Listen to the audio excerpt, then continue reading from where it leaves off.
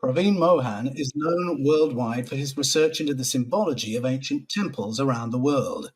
His archaeological and spiritual quest has taken him to Peru and Indonesia, but focuses chiefly on the ancient treasures to be found in India.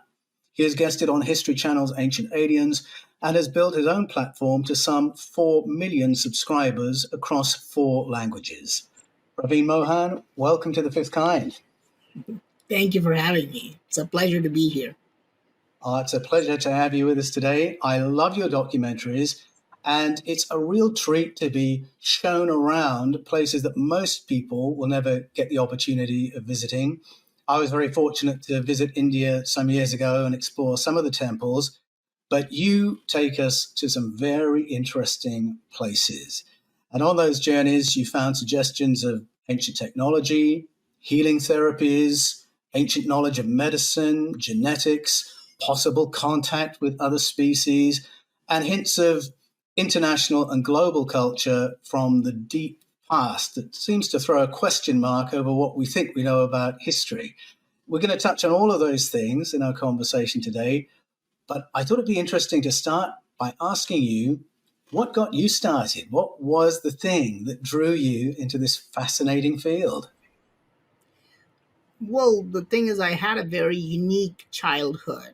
When I was a child, I grew up around temples, not just one temple.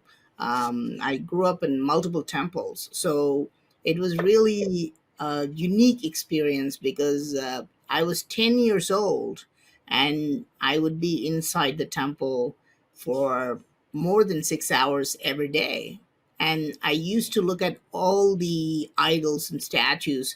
And the Hindu temples in India, they have hundreds of stone statues. So I would look at the statues, I would try to understand why they are carved in a certain way.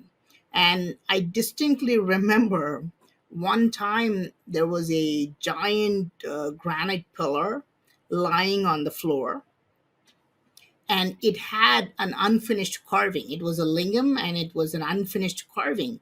And I was only about 10 years old, so I thought I would go and finish the carving myself. So the next day I went back to the temple with an iron nail, thinking that I could just somehow finish the carving. And I realized I couldn't do it. The next day went with a screwdriver, hoping that I could somehow use it as a chisel, and I realized that that didn't do it either. So after trying for about 2 weeks, I convinced myself it's not because I couldn't do it. It's because of the fact that the pillar was on the floor, right? So I thought maybe if I could put it up erect, I could finish the carving. So I couldn't move the pillar.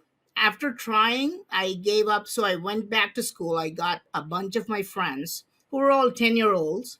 And then we tried to basically prop the pillar up erect. And we realized how heavy it was. And as a young boy, I realized that what appears to be so simple is actually extremely complex. I'm not able to carve anything on this granite pillar because granite is a very hard material. It's one of the hardest rocks in the world. And we also realized that if 10 boys could not move this pillar must be weighing in tons. It's not in kilograms or pounds. This pillar is weighing in tons. And then we started wondering, how did ancient builders cut these rocks from the quarries? How did they move these pillars to the temple site? And how did they carve on these granite rocks? Right? It's not really that simple. And what we read in history books is that, okay, so people were using really primitive tools. They didn't even have hardened steel at that time, like the steel I was using, like the screwdriver I was using. So, how did they carve these amazing things into these pillars? And how did they move these tons and tons of rocks?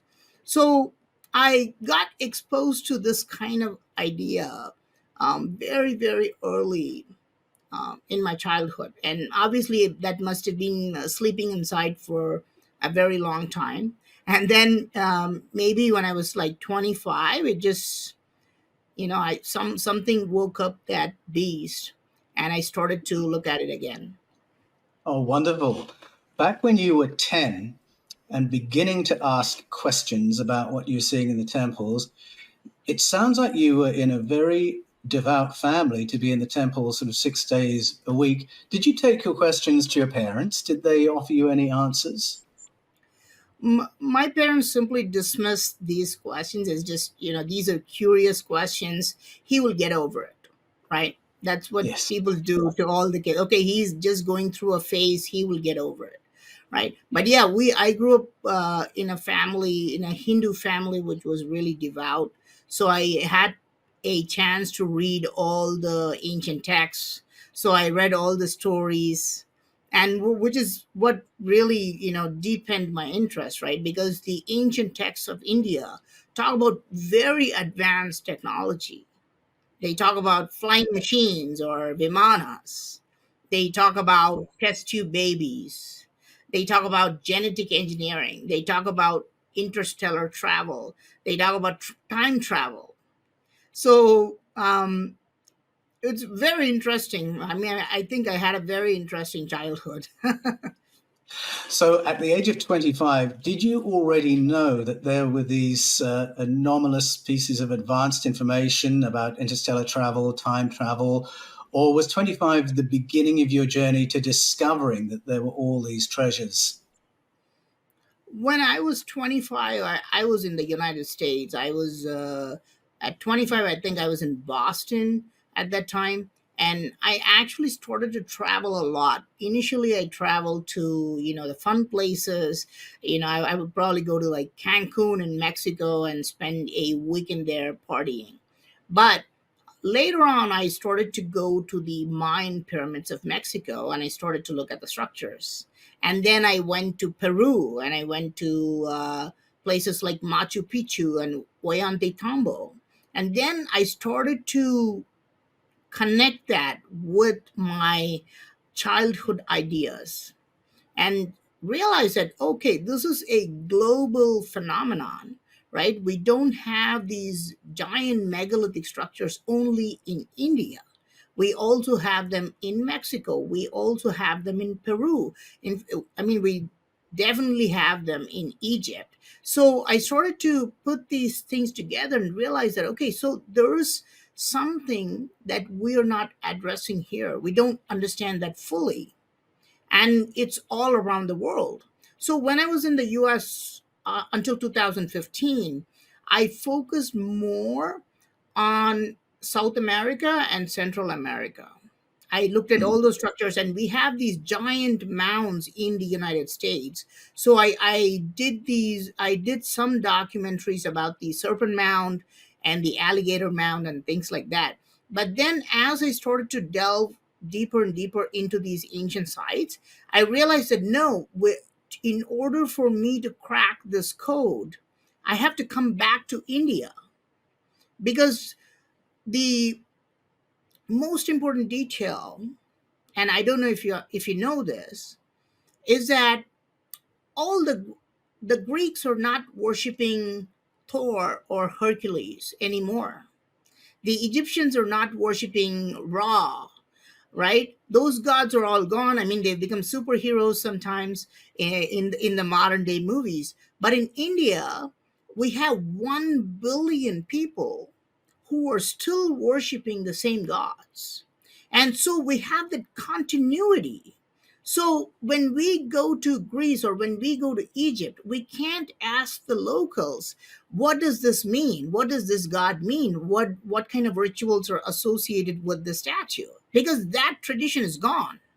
But in India, we still have these temples, and all the locals go to these temples and still do certain type of ritual for certain gods. So I realized that if I come back to India, I could not only research the temples, I could also understand what these statues mean and how these locals have these stories connected to them.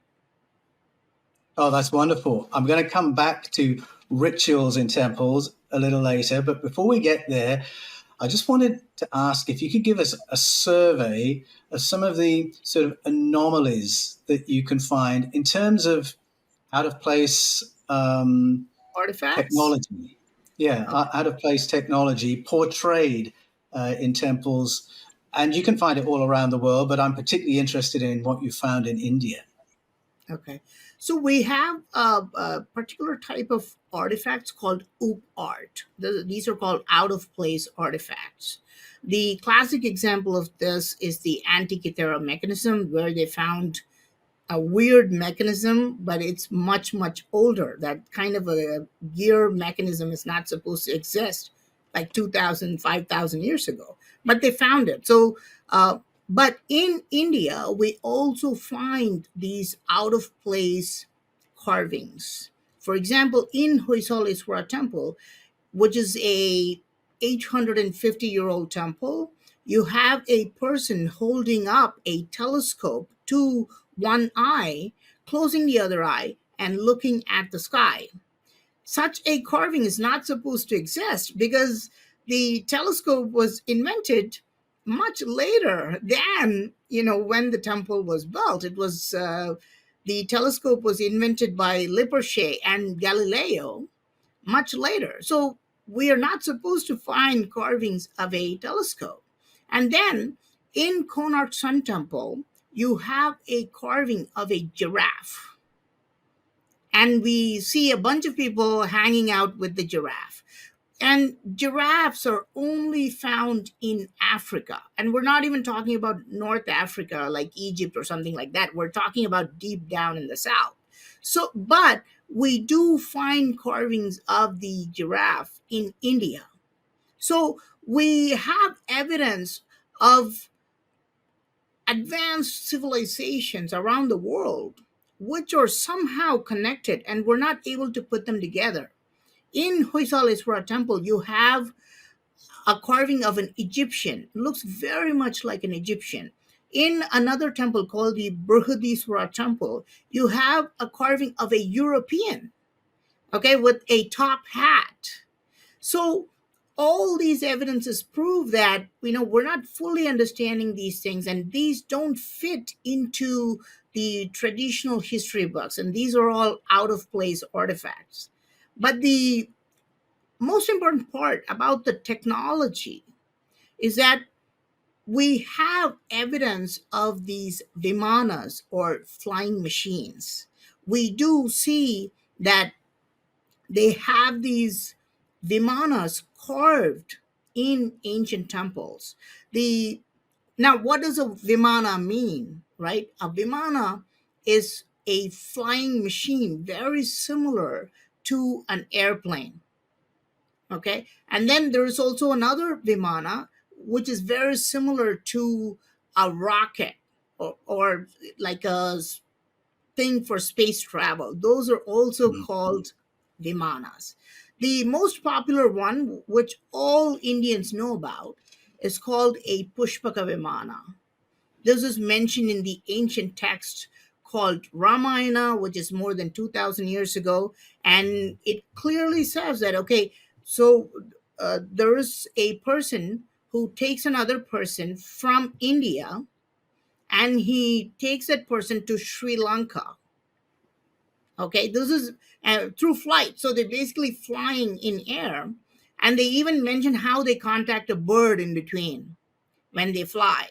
So this is very similar to how we travel to Sri Lanka. For example, I can travel from India to Sri Lanka in an hour. Like I would just go to the airport, take a flight, and go there. So this kind of technology is mentioned clearly in ancient texts, and you can see them carved in ancient Indian temples. So you can actually see these carvings, which look like a small aircraft, looks very much like a microlight or an ultralight people fly today, and they're shown with wings. Sometimes they're shown with like strange accessories attached to them. Okay, so we can see evidence of these flying machines, and it's really interesting how our perspective is slowly changing, because just 100 years ago, before the Wright brothers came in, we people used to think that this is absolute nonsense, right? This is pure fantasy. How can something that's heavier than air fly in air, right? So people, especially Westerners who studied the Vimana and translated them into English, they said this was pure fiction. There's no such technology.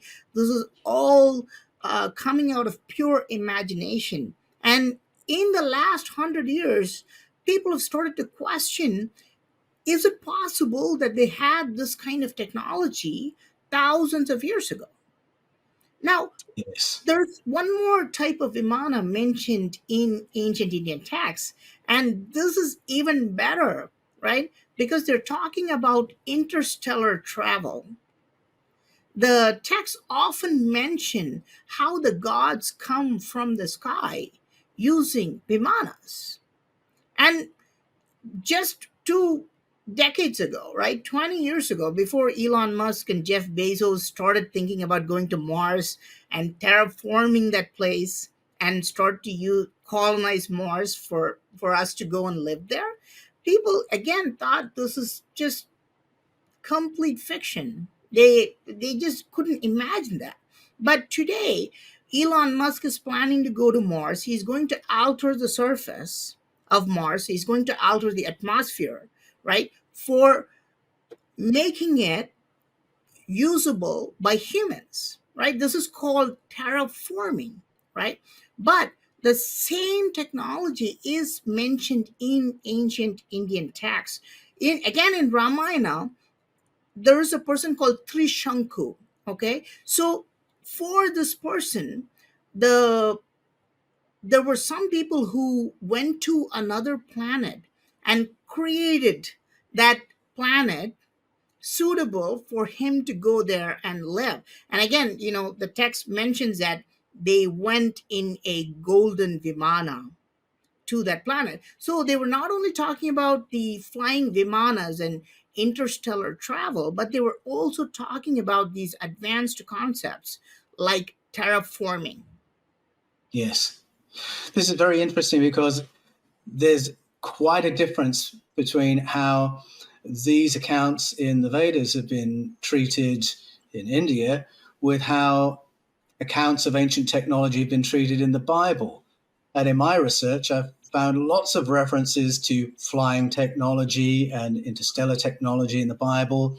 But through the centuries before flight and our journeys into space, the translators tried to translate them as spiritual phenomena and didn't look on them as technology. Whereas with the Vedas, it's always been understood this was the flying technology of the gods, but it was disbelieved.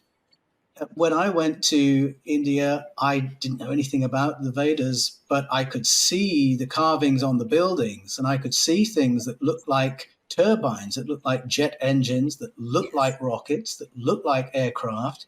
And so I was full of questions as a young boy traveling around India. Now I've seen more than that. I've seen tablets that look like, iPads or iPhones, medical devices, guns, bombs. When Wow. you ask the mainstream commentators about these devices now that we have this technology, is there more openness to the idea that the Vedas are describing real historical experiences and that these carvings are portraying things that were real material science in the deep past? um, there's going to be a lot of reluctance and resistance from mainstream historians and archaeologists. Understandably so, right? Because they have studied their own materials and they had to get all their degrees and their masters and their doctorates reading the materials, right? Saying repeatedly, pounding into their head, saying that, okay, so these temples were built with primitive technology, these things did not exist, human beings evolved from apes, it was a very slow transition. We were all like primitive people until like 2000, 3000 years ago. So they've studied that from high school all the way up to their PhDs. And if they had to change their minds, I mean, what would happen to their jobs? So there's going to be a lot of resistance from them. We do see them which is why I always take extra pains to, um, show the evidence as it is. There's still a lot of resistance even when we show them. Okay, so there is a carving that's holding something like a cell phone to its ear, right? So people, it's just there, whether you like it or not. That carving is still there in a 1,000-year-old temple. So, but people find it very hard to accept it because the evidence is right in your face. We don't know 100% if it's a cell phone, but that carving is there. Rather than accepting it that the statue exists, people will try to discredit you, right? And I'm sure you face your own group of people who try to discredit you, because when we put out evidence that goes against centuries of established institution type stuff, we're going to get a lot of people who are upset. That this is just the name of the game. But it's our duty to show the evidence. When you show evidence like that, say the person using what looks like a cell phone, what's the usual response? Do the mainstream experts say it looks like that, but it's something else? Do they say it's just imaginary technology? Do they tell you you're not seeing what you're seeing? What's the general approach? We've seen a lot of different types of responses. In India, the responses tend to be more about your character rather than what the evidence is. It'll be simply like, oh, okay, Paul Wallace is not a good person, type of stuff, rather than Yes, saying, okay, what he's showing is not right. So this is still the mentality in India. I mean, one great thing is that there are some people who look at the evidence and see it as evidence. We do yes, still have at least like one third of the population who look at that evidence. If a person is holding something like a telescope to his eye and closing the other eye and looking at the sky, what else could it be? yes. Right? You So have we the have advantage. one third. Sorry, go on. So we have about one third of the people who actually say, okay, so this is real solid evidence. So it is possible that something like a telescope existed 900 Yeah. years ago. That's the logical conclusion. But there's still like more than 50% of the people who, because see, it challenges what they've read for the last 25 to 50 years. That evidence is in your face, challenging whatever the ideas you have accumulated, right? So Yes. because and it's very hard to face that kind of evidence because we all have confirmation bias. We'll just immediately switch over. You will either change the video, because if you do face that evidence, if you do face that reality, then you have to change your own reality, which you have built for such a long time. You do have, you're absolutely right, Praveen. And I think it really is the role of the writer or the documentary maker to push the conversation forward, because peer review will always keep people conservative. If people want to keep their tenure, they're not going to be the ones bringing the radical new ideas, but at least the academics can discuss what this crazy Praveen Mohan has said or this crazy Paul Wallace has said, and then you can move the conversation a little bit. But at least with the examples of the carved heritage that you look at, you've got a lot of support for what those things are in texts. So you have ancient texts that talk about flying craft. You have ancient texts that talk about gestation pods or terraforming, so that when you come to the carvings, it's not something you've just plucked out of the air to say, oh, this looks like that. You are saying this looks like what we have described in the texts. And in modern language, we would call it this. We would call it in vitro fertilization. We would call this a gestation pod. We would call this a flying craft, whatever it is. We would call this a surgical procedure. So there is that support there that should make it easier for some to come into the conversation and then ask the next question: was it real? Yeah. Yeah, I, I, I certainly think so. I want to suggest also you've found such wonderful treasures in your documentaries. And not only have you found portrayals of technology, but you found actual pieces of technology. And one that I really enjoyed hearing you explain was the name of the temple, I think, is Chandi Kimpulan. And you Mhm. found the buried remains of a piece of technology that appears to be for the purpose of generating electricity. Can you tell us a little bit about that? Yes. So we went to Indonesia about 3 months ago, and we were in Indonesia. We were actually in Central Java for about 3 weeks, and we were analyzing a couple of temples there.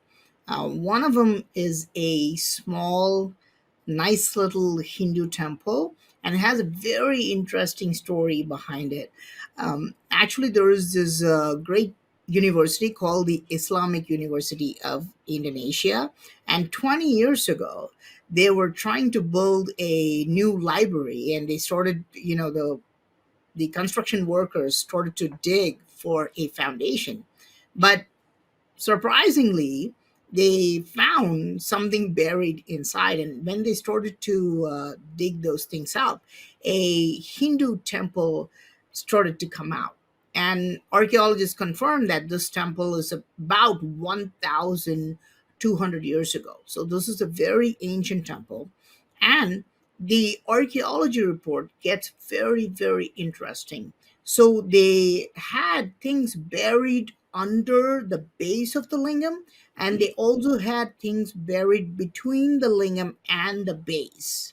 Now, what's really interesting is that I looked at the archaeology report. I started to recreate what they found in the temple. So they would say, okay, we found pieces of silver here. So I would go and buy pieces of silver. And they said, okay, they found like golden foils there. So I actually went there and got golden foils and iron and copper and all that stuff. Now it's very, very interesting to me because the archaeology report done by the government of Indonesia actually says we found a copper wire. This is strange because you don't see this kind of evidence, coming out of other places. But they have clearly said this is a copper wire. I mean, what else do you use a copper wire for? This is for electricity. So I started to put those things together and I recreated the whole setup. I built a small little lingam, I built a pot, and the same pot was found in Chandi Kimpulan, and they filled it with husk, which was used as a placeholder for things. In India, we still use it. In India, if we want something to be held in place, we put husk and we pour water on top of it. So because it just holds it in that place forever, nothing happens to it. I mean, think about it. It's really interesting, right? Husk is organic, right? Mhm.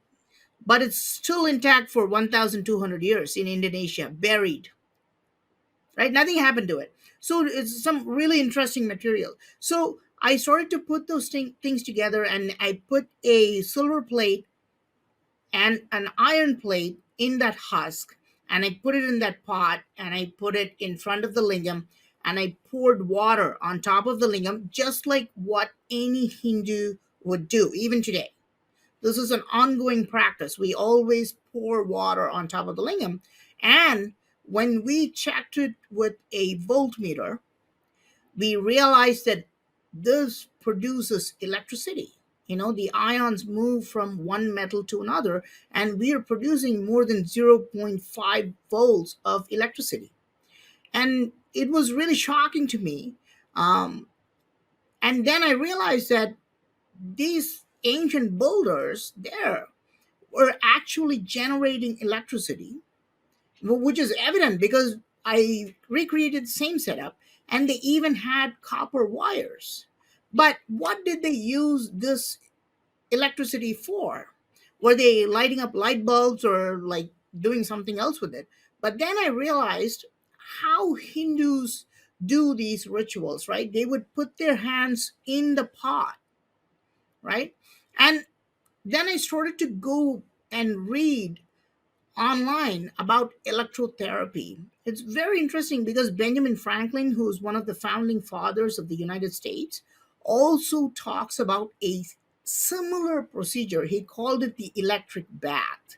So these people again use the same technology. They used two electrodes and they just sent some low volt or low amp electricity into the water, and humans were supposed to put their hands, or if you had, for example, if you had pain in your feet, you just put your feet in that bathtub, right?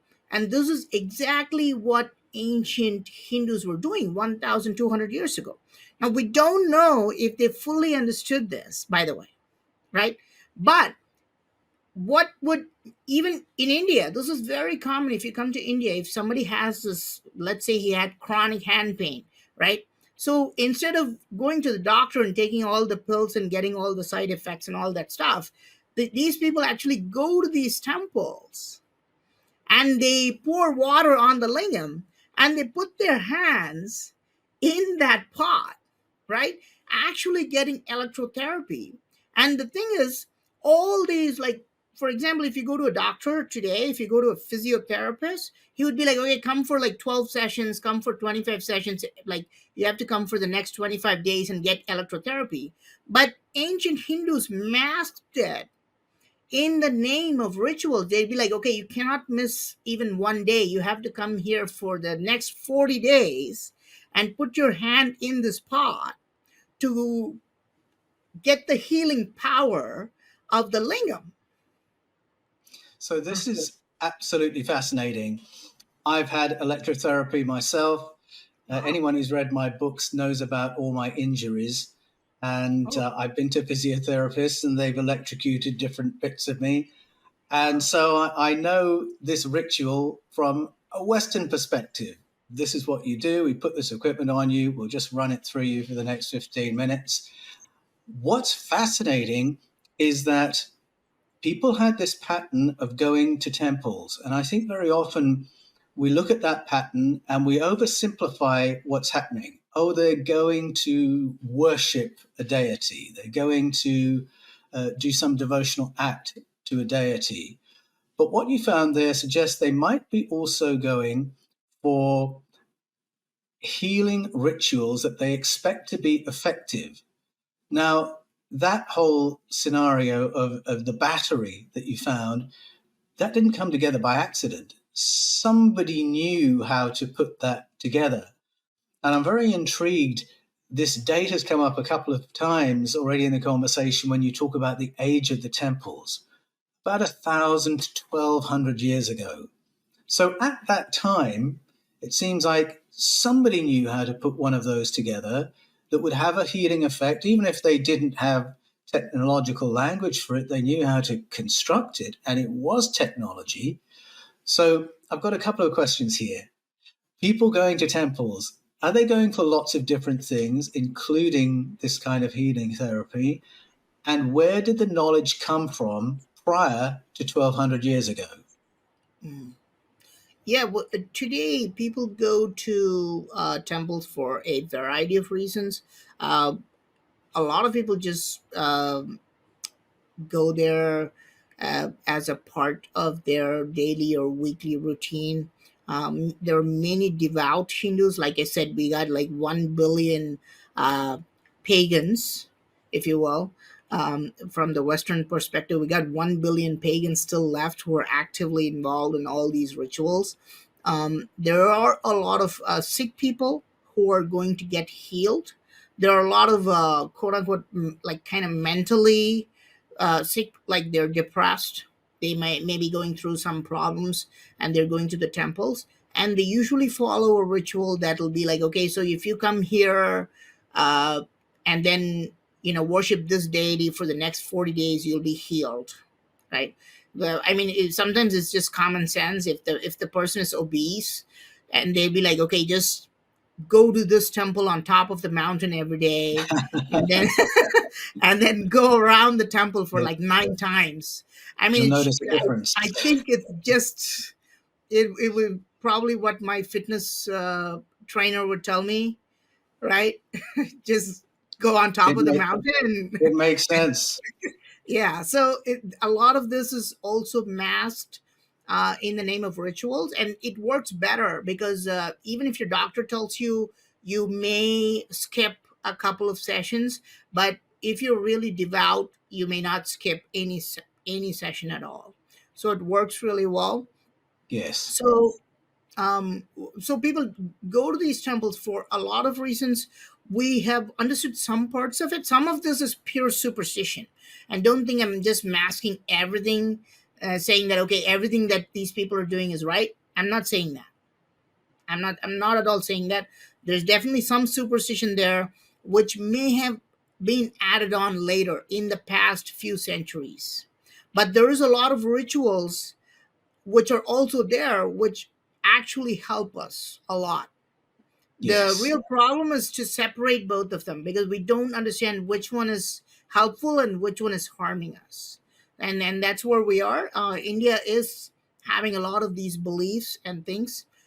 We don't know like what is what, and a lot of it is mentioned in ancient texts. A lot of it is also not mentioned in ancient texts. Yes. Um, so Yes. So there's tradition that isn't written down, but that has been maintained nevertheless for a long time.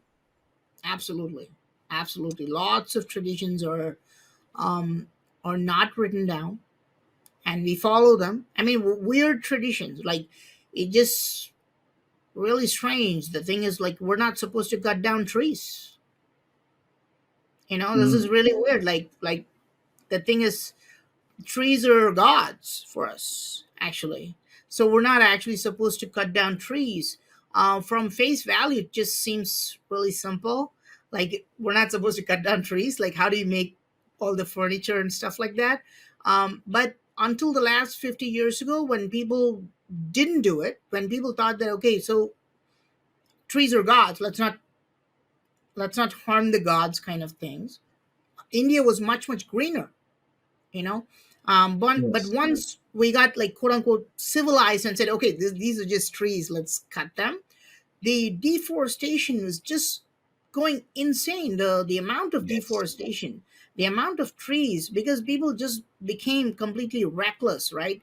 It must have been the belief that kept them on a leash, because they just went completely nuts. And now the deforestation is just crazy. We lost a bunch of trees. We lost a significant portion of the trees in the last 50 years. So it turns out there was a lot of sense in the ancient wisdom, Yes. and maybe the explanation had been short, but there was a lot of wisdom in it. I Yeah. notice many of the temples you walk around, you are barefoot because they're considered sacred spaces. And then a couple I've noticed you wandering around in trainers. So what's happened to the temples where you're allowed to wear trainers? Are they not working temples anymore? Yeah, so most of the times it's not something that's enforced by others. What I do is that when I go to a temple, I see uh, if it is a living temple, meaning that is the main statue in the central chamber intact. Okay, if it's not intact, we don't have to. If it's destroyed, it's not a living temple. So I would probably put on my shoes and do all the research. Sometimes it's really hard. Most of the times I would remove my shoes. um I like to do this almost in all temples, not to put my shoes on, because I myself am a Hindu. I'm a devout Hindu, and we also have a lot of people who are watching who are also devout Hindus. We certainly don't want to hurt their sentiments, but Yes. sometimes the temples are, it's impossible not to wear shoes. A lot of people think, okay, go to Angkor Wat, but don't wear shoes. Angkor Wat is like 3 times the football field in the US. Okay, it's like it's bigger than the the Vatican City, I think. Okay, so I'm not gonna be walking for like the whole day without shoes. Okay, so sometimes we use common sense, sometimes we have to go on top of the temples, we try to restore them. Sometimes there are thorns, sometimes there are like places that you do have to wear shoes. The authorities say, look, in Indonesia sometimes the authorities will say, look, you have to wear shoes and only then we'll let you in, right? It's like no Yes. shoes, Okay. no service type of stuff. So Yes. sometimes I Yes. do. Yeah, but mostly I don't like to put on my shoes, but if necessary I will wear my shoes. Yes.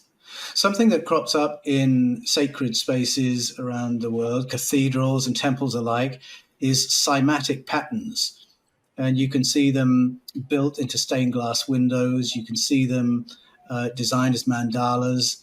And cymatic patterns, for anyone who doesn't know, are the patterns generated by sound waves. And you find them in Hindu temples. What is their meaning in that context? What is their function? In ancient Hindu temples, in the ceilings, especially on top of the main deity, you'll see these large circular patterns, like elaborately carved with a variety of details, and each one is different. And I call them cymatic patterns. We don't actually have a real name for it, but the thing is, I think these are visual images of a certain sound.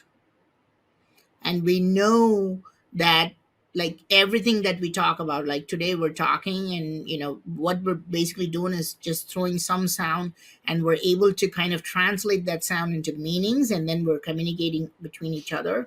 But if we just take that pure sound, and it can be represented visually, and all the sounds that we say, all like the wind blowing, or the mantras like Om that we use in Hinduism, everything comes to like a nice circular pattern with a lot of like designs inside.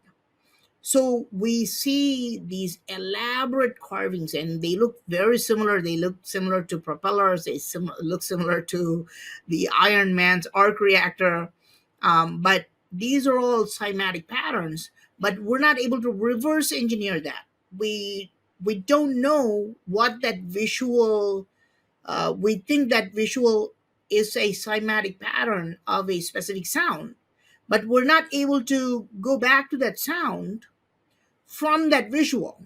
Okay, we're able to do the opposite. I myself have a I forgot the name of it. I myself have a machine where we actually chant the mantras, and it has like a it's called a Cladni plate. That's what it's called.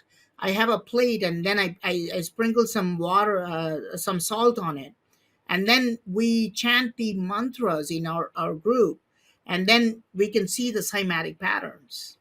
Okay, so we're able to do the opposite. We're able to make these sounds, and we're able to look at the visual representation of that sound. And now we have hooked it up to certain frequency devices, and we put like a certain frequency, and we're able to see how that frequency looks on the Cladni plate. But we're not able to do the opposite. We're not able to see, okay, so this cymatic pattern on the ceiling corresponds to this mantra or this sound. We're not there yet, but maybe in the next 10 to 20 years, we'll be able to reverse engineer that and say, okay, so this temple is dedicated to this mantra, which means this. And that temple is dedicated to this mantra, which means that. Okay.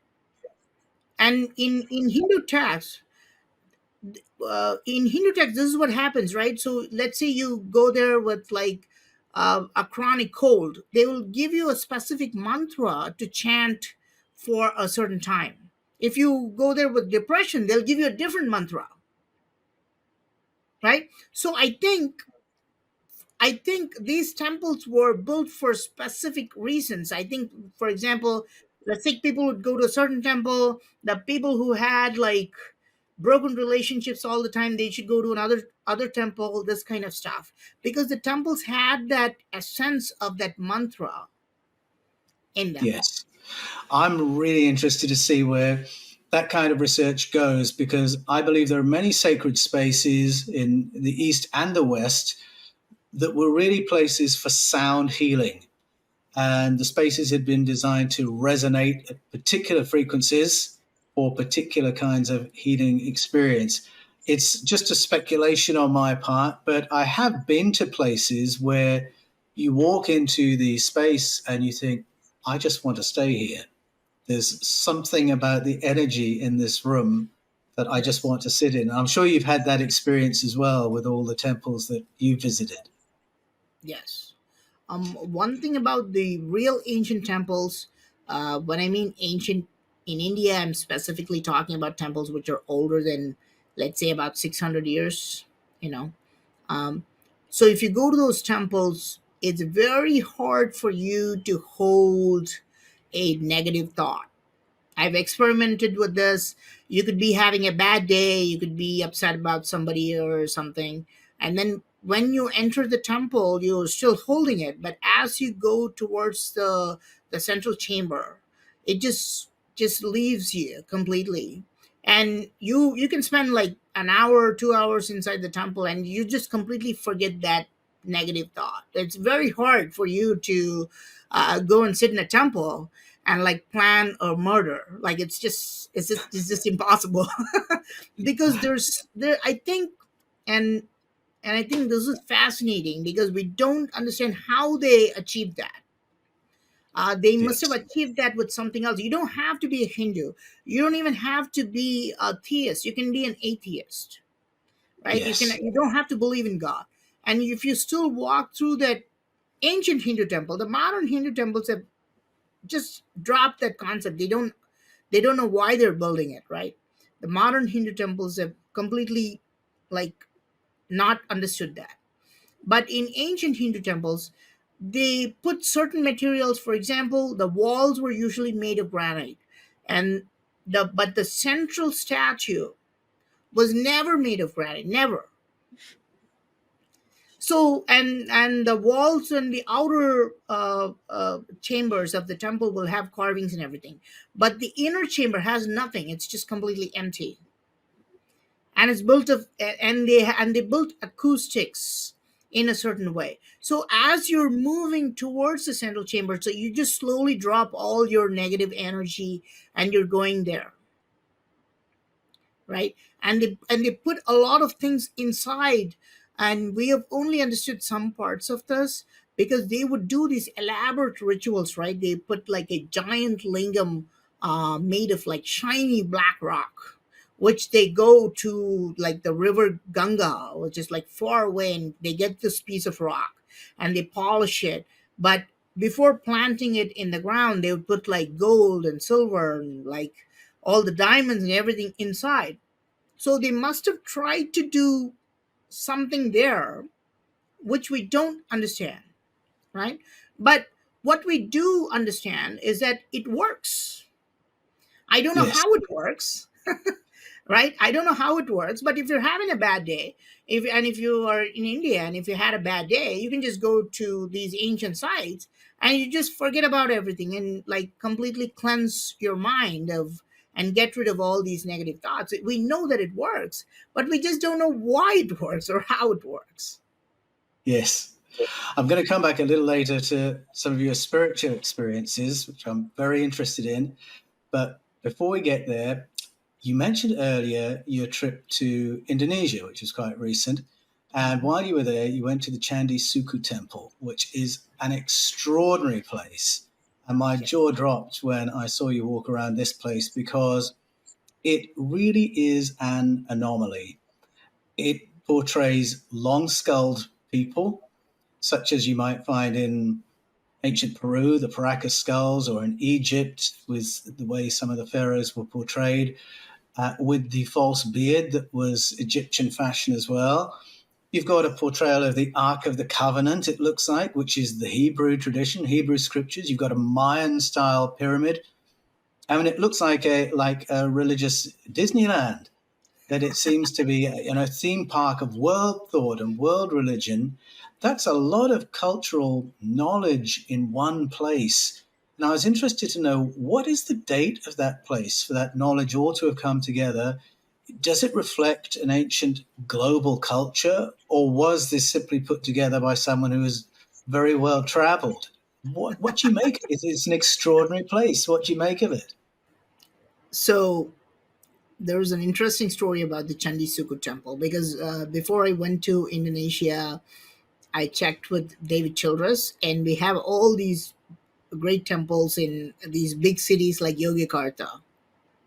But David Childress is like, no, no, no, don't go to these touristic temples. Go to the site called Chandisuku and then tell me what you think, right? Because he has already researched about Chandisuku. So I went to Chandisuku, and it's a very difficult place to reach. It's on a place, it's on kind of like a mountainous area, and the roads are really narrow.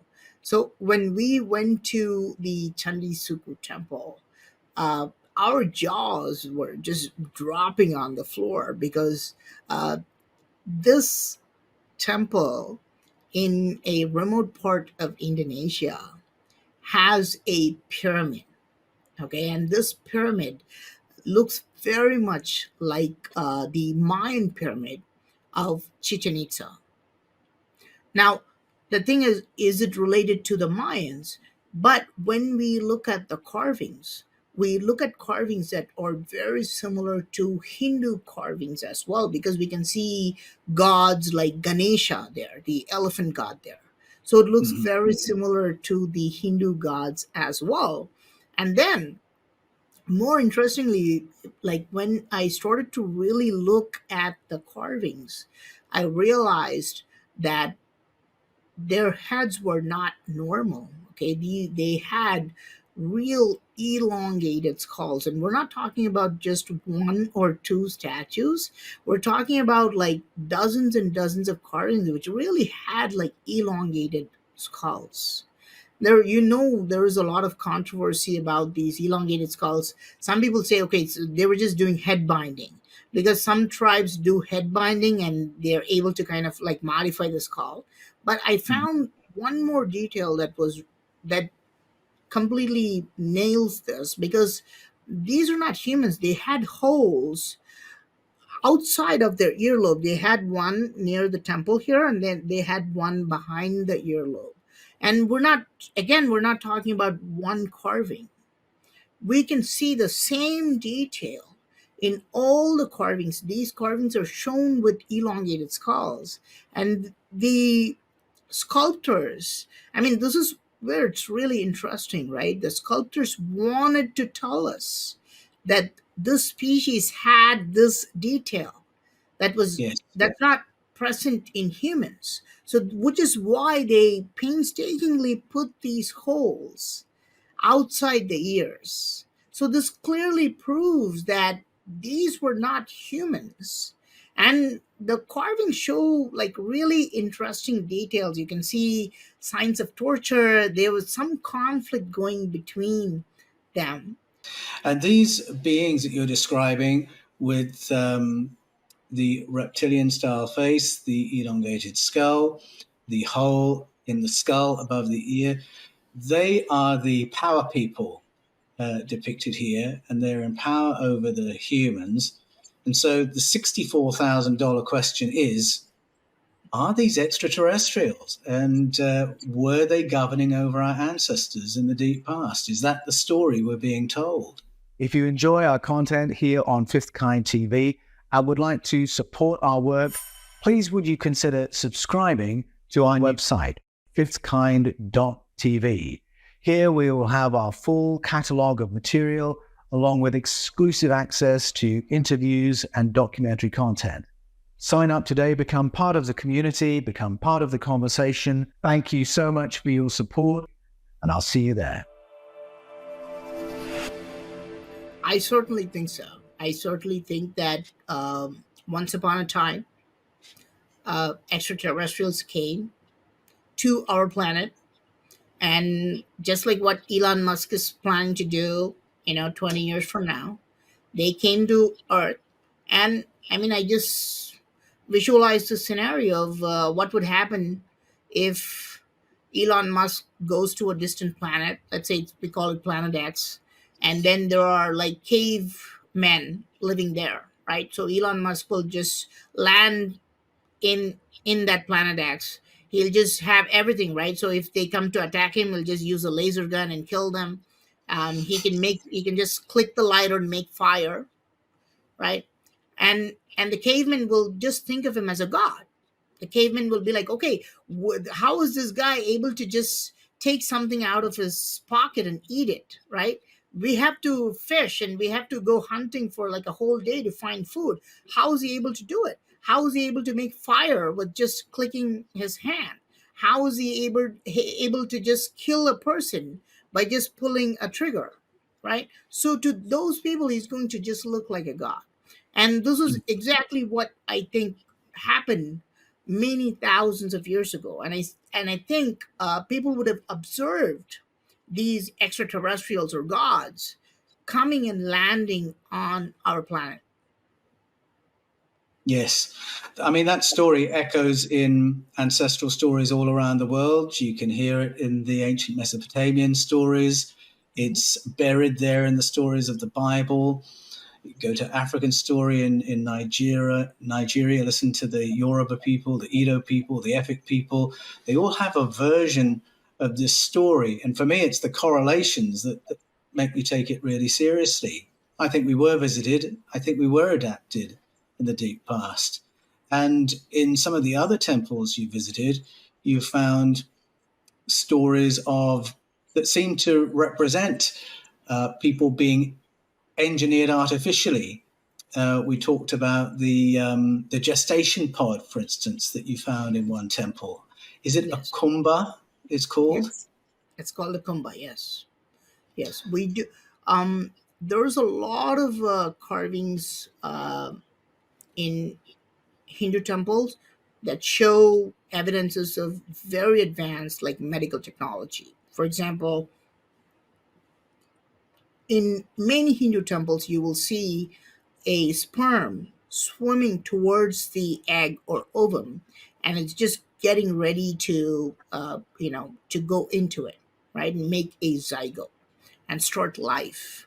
This is a very popular carving, and you can see this in many ancient Hindu temples, more than 1,000 years old. Okay, and these carvings should not be there because we did not invent the microscope until the last 500 years. We're not supposed to see these single cell organisms, right?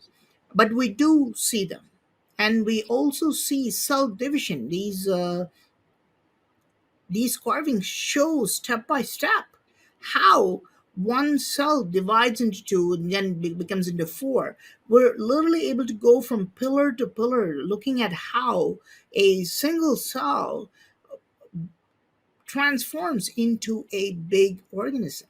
Okay, and it's really interesting because why do we see these carvings, right? If we see these carvings in, let's say, Egypt or Greece, we may not be able to understand that fully.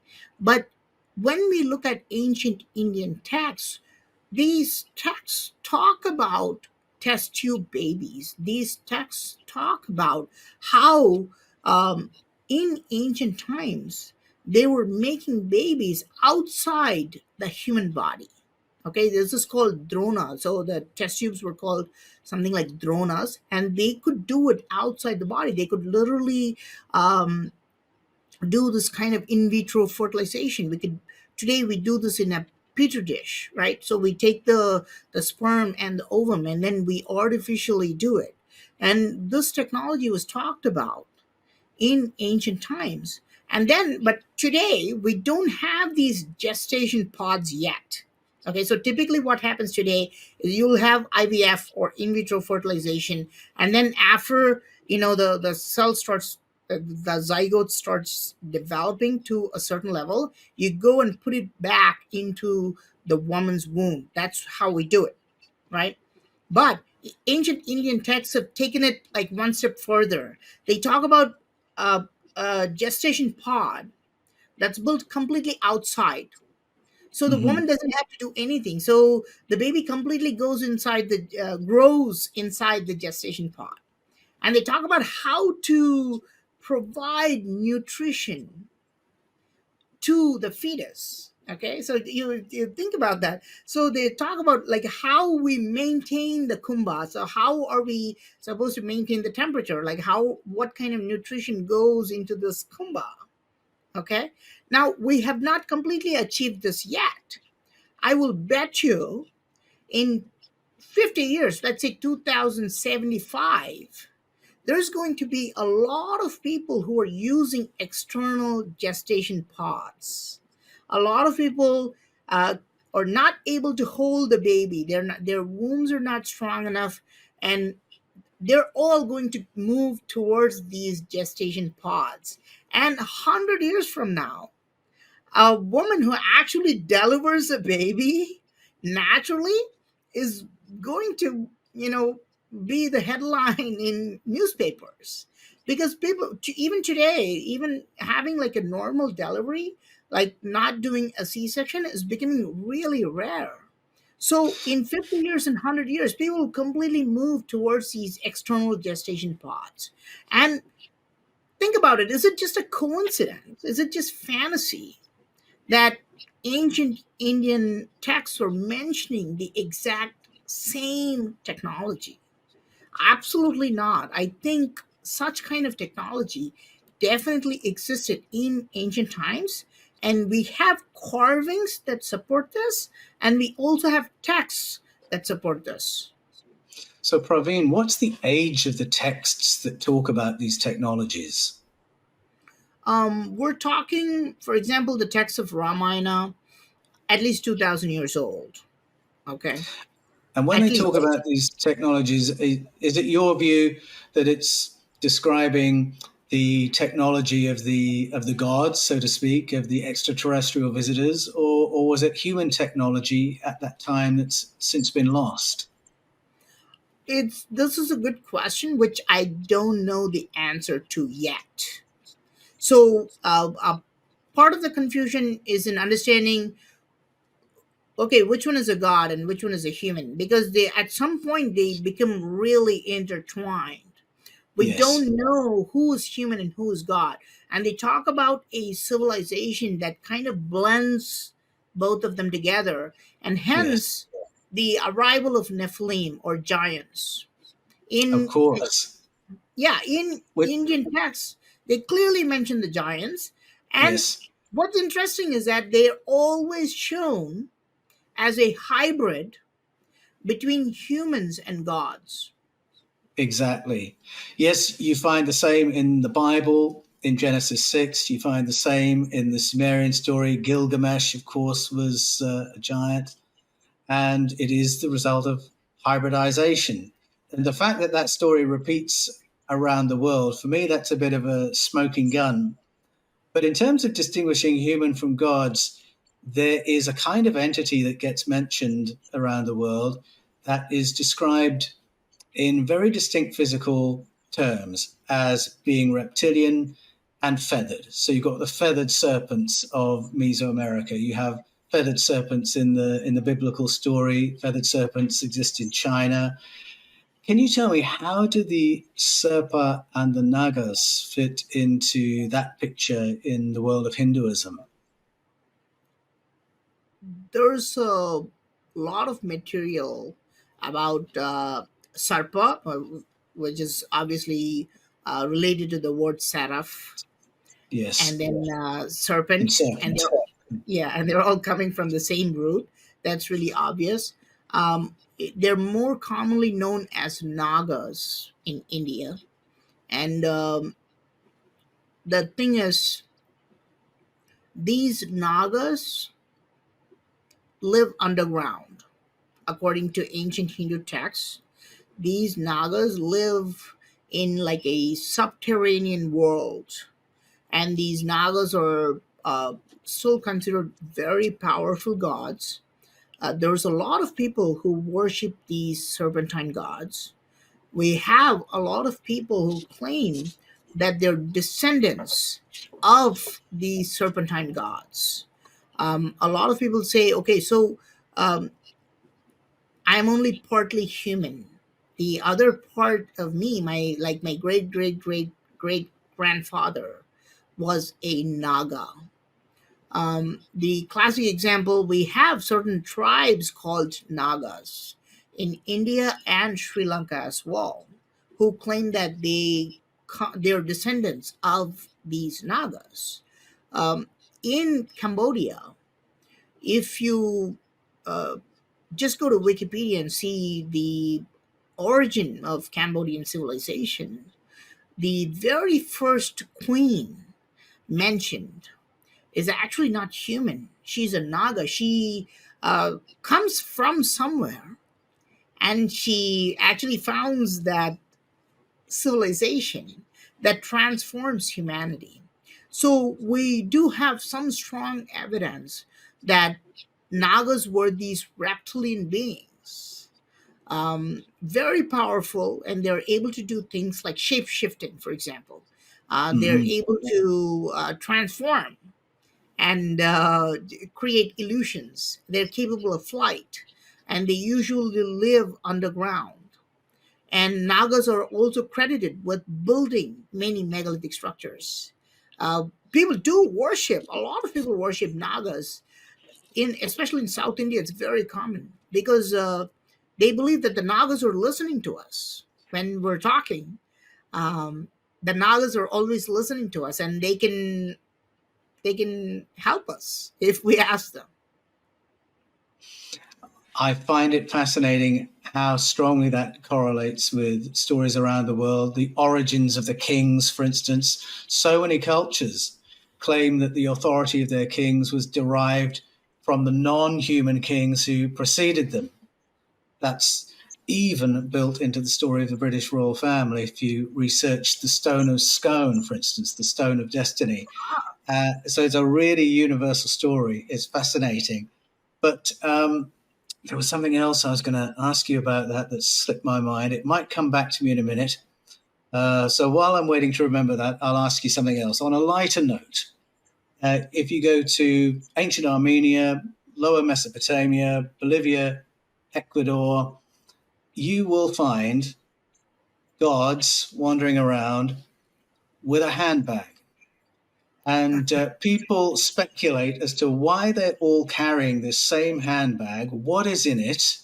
And what I've heard from you is really interesting because you found some carvings in India that are not quite handbags, but might give us an insight as to what could have been in the mystery object. What are your thoughts on that, Praveen? Okay, so I mean, like you said, we find these handbags in places like Armenia, especially in Sumerian carvings. You always find these gods holding a handbag.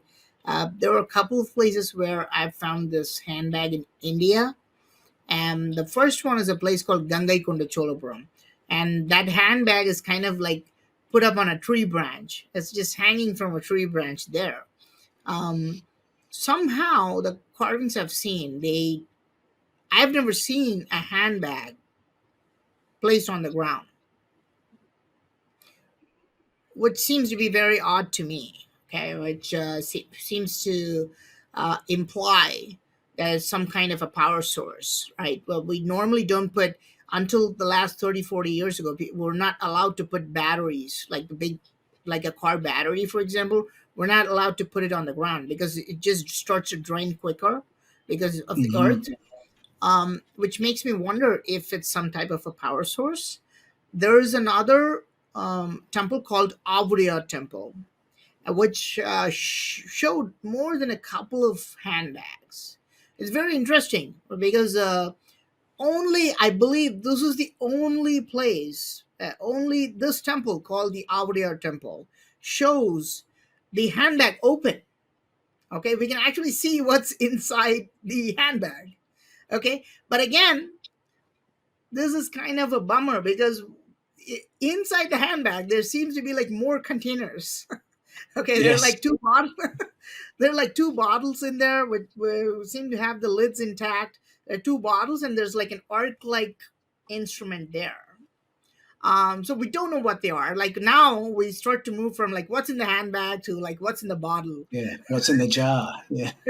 right? So, but they did use the handbags, and it's interesting because they clearly show, right? These guys are shown in the middle of a battlefield. Okay, That's right. That's right. I'd forgotten that detail.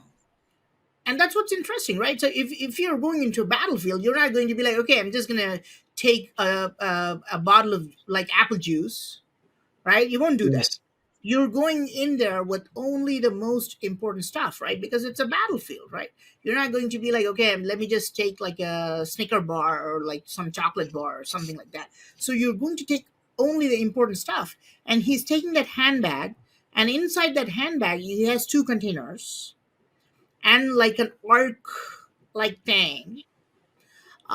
Of course, that I haven't solved that mystery because now I have to go and look for the carvings, see what's inside that Yes. jar. In the jar. All right. Praveen, I will ask you again in another year or so and see if you've found out more on that. People want to know. Now, I want to come back to the spiritual aspect of your quest because one of the things I love about what you're doing is that it's not information just for information's sake. It's part of a much deeper quest for you. And I know that you've sat and studied at the feet of masters, of siddhas and sadhus, and you've seen some things. And so I want to ask you about that bigger journey you've been making and ask from all the things you've seen in temples and from sitting at the feet of masters, have your beliefs changed? Have your beliefs about human beings changed and what's possible for us? um, I believe that we haven't fully understood ourselves, and we've just gone like really far away from our initial quest, which is mastery of self, which is reaching enlightenment, which is achieving eternal peace. I think we're moving more and more towards more conflict. People have become more evil. Again, this is all mentioned in ancient texts. This is called the Kali Yuga in ancient Hindu texts, where people start to become more and more evil rather than understand their problems and try to solve them, achieve happiness. And I have gone to like really remote places. I worked with a lot of siddhas or these masters, and they seem to have transcended all these little things. They don't care about all these petty matters. They are quite devoid of anger or fear or the worries.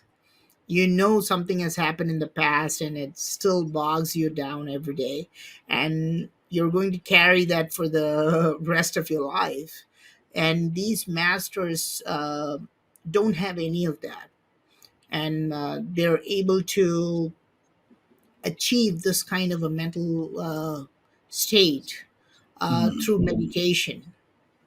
Uh, and mostly they live reclusive lives. I do, and this is why you don't see me. Sometimes you see I don't make a video for like 2 months. I'm just gone because mm, I'm in a completely remote place where we're not allowed to have cell phones. There'll be no connectivity, and um, we're doing certain rituals to uh, kind of enhance your mental state. So we do a lot of that. A lot of this is also done in secrecy. We're not supposed to talk about this, but we do recreate ancient rituals. The ancient people around the world, not just in India, the ancient people around the world were much, much happier, and they had tranquility. And we somehow seem to have lost all that. I don't think human beings are supposed to have that kind of this level of conflict. Is Yes. just insane. I think, and um, it's good because I mean, luckily I found this as my passion, going to the temples, working with all these people who are quite spiritual. So it does bring me a lot of happiness. It's definitely brought me peace. I was able to definitely get rid of all the negative emotions. I don't hold, these silly grudges or like worries and all that stuff. This is definitely brought on by um, these sites and these people I work with. Now, a lot of people listening will say, I love the sound of that. And I certainly need to de stress myself and to move away from heavier emotions, as Plato called them, and get rid of all my wounds and resentments and anguish and unforgiveness. But I have three kids to look after. I have a job to maintain. I would love to go away for 2 months and meditate and sit at the feet of a master. But what can I do in my mainstream employed life that can begin to move in the direction that Praveen is describing? Well, I don't have an answer to that. I should be selfish and say watch Praveen Mohan channel. Well, that's good um, advice. That is good advice. yeah. But yeah, the thing is, um, what we do a lot of stuff, but it's really intense. A lot of people come to me and say, okay, what are you selling, right? Can you take us on like a spiritual tour for like a week and we'll pay you big bucks. We don't run tours like that. It's a big industry, as you may as well know. A lot of my friends, Hugh Newman, who I met last week, he was in India. He also does tours like that. A lot of this is also connected with spirituality. Mm, They'll be sitting together in an ancient temple chanting a mantra, and then they'll go to like a yoga retreat for one day. And they completely, it does work. It does de-stress you. But unfortunately, I'm just too dumb for all that. I'm just going to. The thing is, I haven't made any money out of this. I'm just going to the temples mostly because I don't think, um, if I wanted to make a ton of money, I would just go back to the United States, make it. mm, It's not a big deal for me, but I think I'm trying to crack the code of what it yes. is. There's still a lot of missing pieces in the puzzle that we're not understanding. I think only in the Yep. last 10 years, I've kind of scratched the surface of all these carvings, these texts. But I believe if I do it for another 5 or 10 years, we may be able to make a significant step forward in really understanding what it is. Yes. Yes. Well, Praveen, I think you are making this journey on a lot of people's behalf. And I'm watching with bated breath as you continue. If I were to save up and be able to come over to India and say, Praveen, take me to the one temple that you think is going to be most mind blowing for me, where would you take me? What would you show me? I would take you to this temple, which we only found out last week. This is a temple called Mandagapattu. This is a cave temple. This is the oldest monolithic cave temple built in southern India. This is about 1,400 years ago. The specialty of this temple is that it's built with a negative construction technique. Now, what's a negative construction technique, right? So, constructing a temple, when we talk about constructing a temple, sorry, when we talk about constructing a temple or a house or an office, what do you think about, right? So you start from the ground level and you start adding materials to it, and then you construct the structure. Now, this is the positive construction technique. But this temple at Mandagapattu was built with a negative construction technique, meaning that nothing was added to it to create this temple. There was this giant rock, it looks almost like a giant hill. And then the architect did not add anything, but just started to scoop the granite out of this giant rock. Okay, he must have scooped tons and tons of rocks. And then what you're looking at is created because of the removal of materials. And what he's done is very strange. He has not put any statues there. There's nothing inside. The three chambers are completely empty. Okay, but there is an inscription that says this temple is dedicated to Brahma, Vishnu, and Shiva. It does mention three gods, the three main gods of Hinduism, but the chambers are actually empty. So, which makes us wonder, are these statues invisible? Because we don't see any sign of destruction there. It doesn't appear that these statues were destroyed. The inscription says there are three statues, but there are no statues there. So it seems very interesting to me because this temple was built with negative construction technique, and then it has these invisible statues in these chambers. And then another really important detail is that the inscription says nothing is added to this. Okay, this is a key part of the inscription, but you can see these slots on these chambers for doors. Okay, so the doors must have been put there, but according to the inscription, you cannot add anything, right? So that door must have also been like a megalithic door carved out of the bedrock. It's just mind-boggling to me if that's even possible. Okay, I don't know if you went to like Coral Castle in Florida. Did you? No, I haven't seen that place. Okay, But you I wrote wrote. about this, didn't you? Yeah, yeah. I wrote a book about it. It's a good one, and I think we taught there. He built two doors. One was a 9-ton door. Another one was like a 3-ton door, made out of rock. And the 3-ton door still works. If you go to Coral Castle, you can still like move it. Okay, so the 9-ton door doesn't. So because it's kind of jammed. But the thing is, at least we know that that's possible, right? So we can see Yes, that that's possible. yes, it has And we been done. have in a place called Chennakeshava Temple, you can see a rotating pillar. It's a giant pillar. It's a giant pillar weighing tons. And this is a rotating pillar. And now we can see more. There's an entire lingam which you can rotate in India. And we're talking about ancient temples here. So this kind of building megalithic doors, like movable parts, is like really interesting to me, which makes me wonder if Mandagapattu had this kind of technology, right? They must have had these stone doors, right? Moving stone doors made out of the same rock.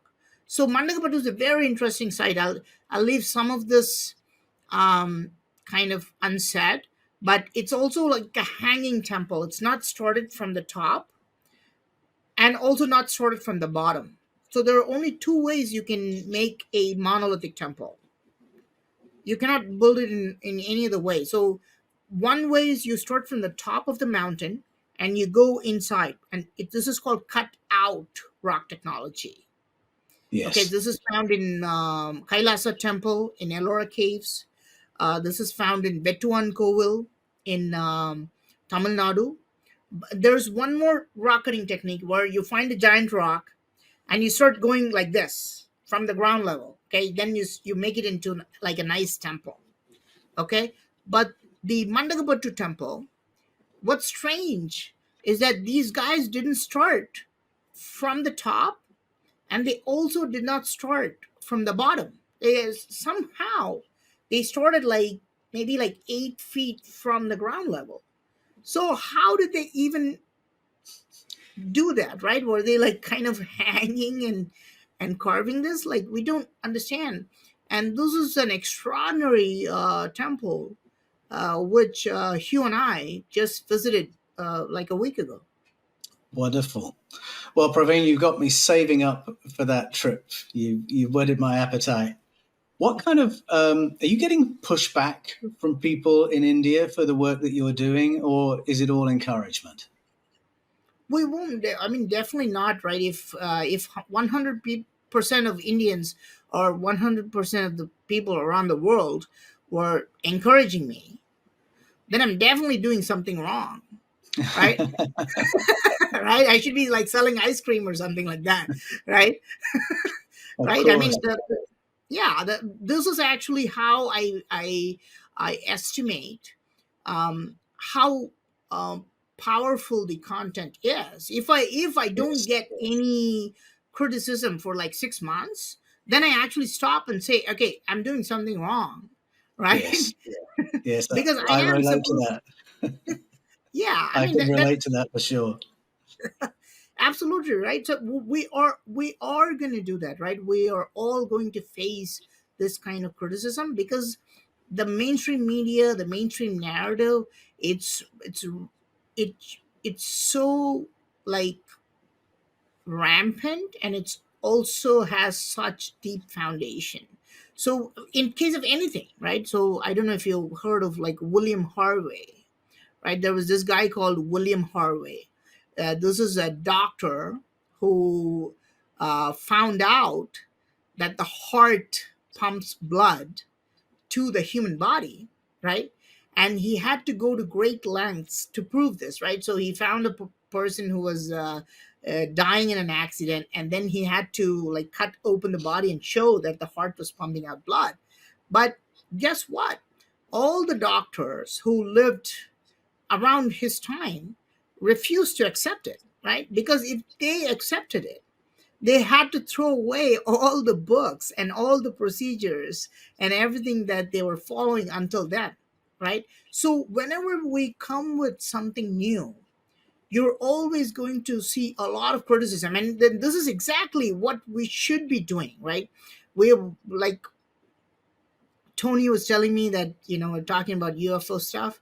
Same thing happened with us when we were doing the UFO stuff in the US. In the US, the great thing is like every town has like a UFO society, and we'd go and be a part of that society, and then we talk about the UFO stuff.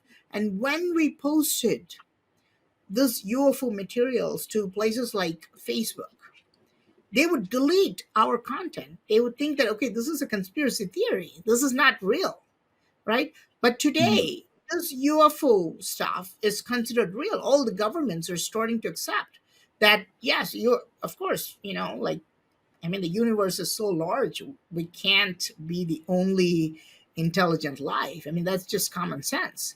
But we had to fight an uphill battle for many decades. Yes. So I will. I mean, I hope I get more backlash, man. But that's just going to happen. That's how it Same goes. thing with UFO, right? But what the people like Bob Lazar, you know what happened to him? They just thought he was crazy when he was talking about UFOs. They just laughed at him, right? But today, people have accepted. Yeah, I mean, he was right, and he was just like way ahead of his time. Um, Exactly. yeah. So, Praveen, it's 2024. What does this year hold for you? What are you up to, and how can people keep up with your work? I have a bunch of temples that I have to go to. We're focusing in India, and we're focusing in Southeast Asia.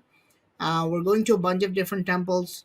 We're trying to find the true history of these ancient builders, like what were they trying to do and stuff like that.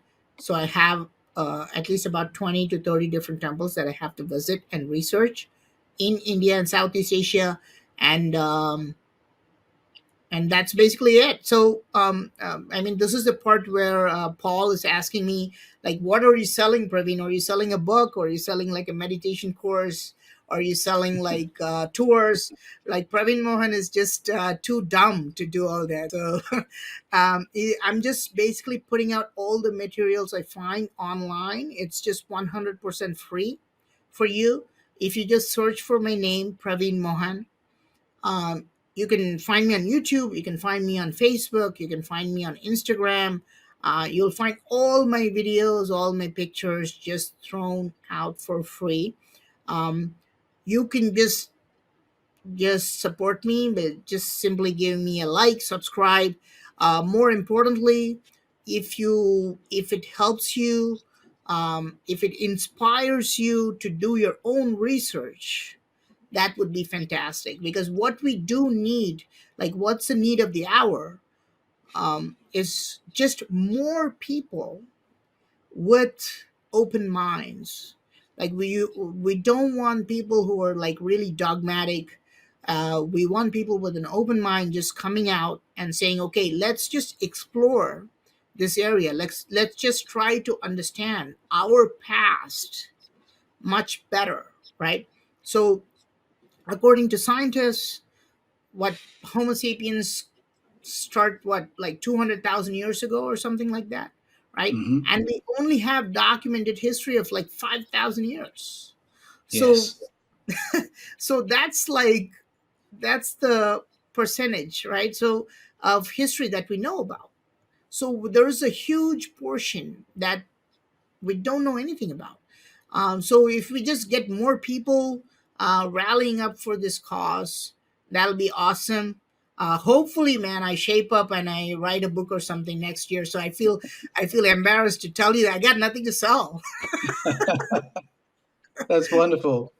Praveen, it's been an absolute pleasure speaking with you today. I think that's a great note to conclude on. It's been a pleasure. I hope you'll join us again sometime.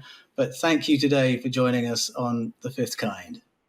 Oh, pleasure is all mine, man. I had a great conversation.